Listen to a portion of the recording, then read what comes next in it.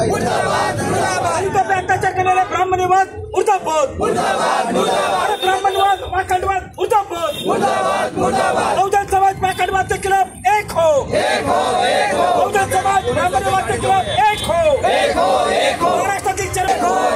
महाराष्ट्रातील मांग महार एक व्हा, बहुजन समाज जिंदाबाद, बहुजन समाज जिंदाबाद, शाहू फुले जिंदाबाद, बाबासाहेब जिंदाबाद, मनुस्मृति मुर्दाबाद, साहब आगे बढ़ो, गोरेगांवकर आगे बढ़ो, जातिवाद नहीं चलेगा, प्रांतवाद नहीं चलेगा, जातिवाद को बढ़ावा देने वाला अमित शाह मुर्दाबाद, बाबा साहब का अपमान नहीं सहेंगे, दलितों का अपमान नहीं सहेंगे, दलितों पे अत्याचार करने वाला केंद्र सरकार मुर्दाबाद, केंद्र सरकार होश में हो, अशोक सम्राटांचा, अशोक सम्राटांचा, डॉक्टर बाबासाहेबांचा, डॉक्टर बाबासाहेबांचा, राष्ट्रीय चर्मकार संघाचा, राष्ट्रीय चर्मकार संघाचा, बाबूराव माने साहब आगे बढ़ो, बाबूराव माने साहब आगे बढ़ो, बाबूराव माने साहब आगे बढ़ो, अरे काय करायचं या तिवारीचं, अरे काय करायचं या मनुस्मृतीचं, अरे काय करायचं या मनुस्मृती सरकारचं, अरे काय करायचं या मनुस्मृती सरकारचं. मी म्हणतो निकलो बाहर मकानों से, पुढचं काय म्हणणार, जंग लढो बेमानों से, निकलो बाहर मकानों से, निकलो बाहर मकानों से, निकलो बाहर मकानों से,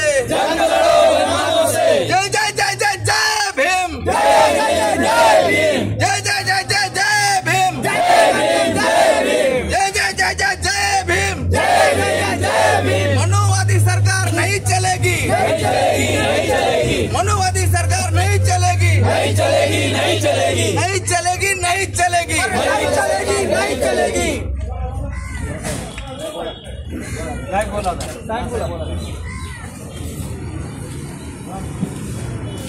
ही घटना देशाच्या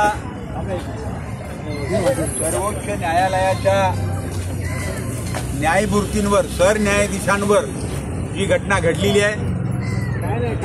त्या घटनेचा देशभर सर्वत्र धिक्कार आणि निषेध होतोय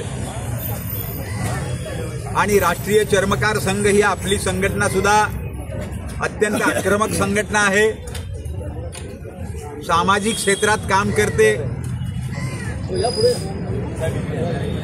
आणि ही घटना घडल्याबरोबर आपल्या सगळ्याच कार्यकर्त्यांच्या मनामध्ये निषेधाची भावना निर्माण झाली. राष्ट्रीय चर्मकार संघाने तातडीनं या प्रकरणात रस्त्यावर उतरलं पाहिजे, या घटनेचा निषेध करायला पाहिजे. अशा तऱ्हेच्या अनेकांकडून सूचना आल्या. अशोक बेहरे बोलले, रामभाऊ कदम बोलले, ॲडव्होकेट नारायण गायकवाड बोलले आणि सगळ्यांनी मला फोन करून सांगितलं, म्हटलं मी त्याच विचारात आहे. एवढ्या धडाधड यांचे सगळ्यांचे फोन आले आणि आम्ही सर्वांनी ताबडतोब गोरेगावकरांना सांगितलं, ते मुंबईचे अध्यक्ष आहेत, गोरेगावकरांना सांगितलं, गोरेगावकरजी माणसं किती जमतील हे महत्त्वाचं नाही, आपल्याला या घटनेत तातडीनं हालचाली करणं गरजेचं आहे. या घटनेचा धिक्कार झालाच पाहिजे. या संदर्भातल्या बैठका झाल्या. बैठक झाल्याबरोबर आज 15 तारखेला या कलेक्टर कार्यालयावर मोठ्या संख्येने यायचं, कलेक्टरला निवेदन द्यायचं आणि ही घटना अत्यंत गंभीर आहे हे कलेक्टरना उघडपणे सांगायचं.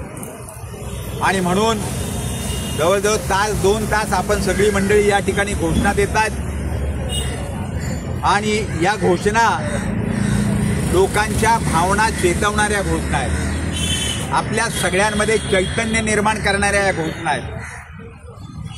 कारण आपल्याच एका बांधवावर अशा तऱ्हेचं अत्यंत उच्च कोटीतला माणूस, अत्यंत विद्वान माणूस या देशाचा सर्वोच्च म्हणजे सरन्यायाधीश अशा माणसावर बूट उगारण्याचा प्रयत्न होतोय, तर मग वेळ आली तर आपल्या सगळ्यांची काय अवस्था होईल? मी मागे एकदा एका सभेत तुम्हाला म्हणालो होतो, काही जातीयवादी मंडळी, काही मनुवादी मंडळी, त्यांना आपण कितीही संघर्ष करत मोठे झालो, कष्ट घेऊन त्या स्थानापर्यंत गेलो, तरी सुद्धा या मंडळींना ते मान्य नाही. या मंडळींना असं वाटतं की याने अजूनही आमच्या चपला शिवाव्यात, अजूनही आमचे नोकरदार म्हणून राहावं, आमच्या शब्दाच्या बाहेर जाऊ नये. ही भावना आजही काही ठराविक लोकांची आहे. आता आपण इथे मुंबईसारख्या शहरात आलो तर आपल्याला असं वाटतं शहरामध्ये जातीयवाद नाही, पण दिल्ली सारख्या मोठ्या शहरात, या देशाच्या राजधानीत, सर्वोच्च न्यायालयाच्या न्यायालयात सुद्धा जातीयवाद आहे. हे परवा बूट उगारण्याच्या घटनेने सिद्ध झालेलं आहे.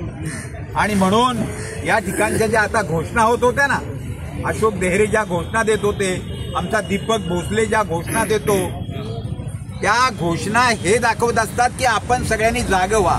आता आपण काय म्हणत होतात, आता ह्याचं काय करायचं, आता त्याचं काय करायचं, याच्यावर एकच उपाय आहे, आपण सगळ्यांनी जागं झालं पाहिजे, एकत्र आलं पाहिजे.